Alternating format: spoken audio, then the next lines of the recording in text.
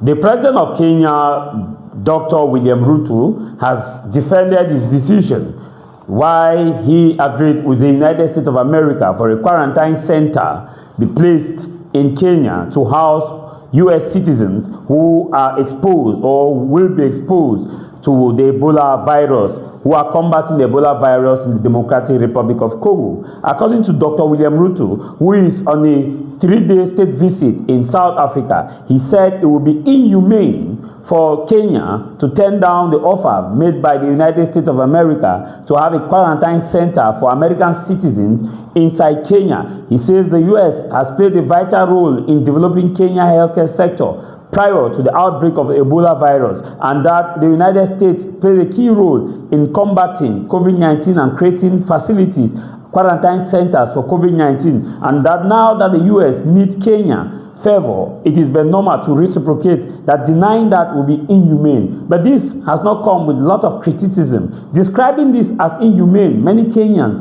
believe President Dr. William Ruto is insensitive and does not put the lives of Kenyans first. The reason is because they accused the president of downplaying the remarks made by the U.S. Secretary of State Marco Rubio in a recent interview, in which Marco Rubio made it clear that the reason why the United States will not allow any U.S. citizen exposed to Ebola or who has worked in the Ebola facility in DRC to enter into the U.S. either for quarantine or for treatment is because the U.S. does not want any of its citizens at home to contact the virus, and that the U.S. will do everything to protect American citizens, and that they don't want any American exposed to the virus to immediately enter their country because they care for the lives of Americans in the U.S. And this made many to ask the question that since you care so much for your citizens, does it mean that you value Kenya as a dumping ground for virus, and you value Kenya as an area where virus can easily be spread and the lives of Kenyans don't matter? This is the argument that they are putting forward to President Dr. William Ruto.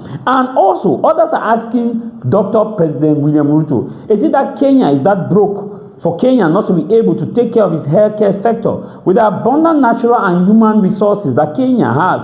And since Kenya gained its independence from the British, is it more than Kenya to take full care or full control of their healthcare sector? Because President Ruto talked about returning favor, and they're asking the question, returning favor, which means that if the U.S. asks you to do anything because they have been giving you aid, you quickly accept it without putting the interest of your people. The questions that many Kenyans are asking are genuine, because under normal circumstances, the United States of America has DRC, outskirts of DRC, to create a quarantine center. The United States of America has the resources, state-of-the-art resources, to fly their citizens to U.S. to quarantine them in a very safe environment.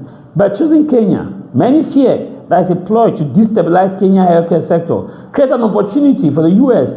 to make Kenya to become vulnerable and rely on U.S. help in return for something more bigger, because Kenya will have to give up something to thank the U.S. for something that maybe they deliberately created. As it stands right now, there have been several protests in Kenya. 2 people were killed over the weekend, and protesters have decided that they are going to protest to make it impossible for the Kenyan government to put in this quarantine center in Nakuru County. But the Kenyan president insists that he will put the quarantine center. The parliament is debating on the issue, and the Kenyan Minister of Health made it clear.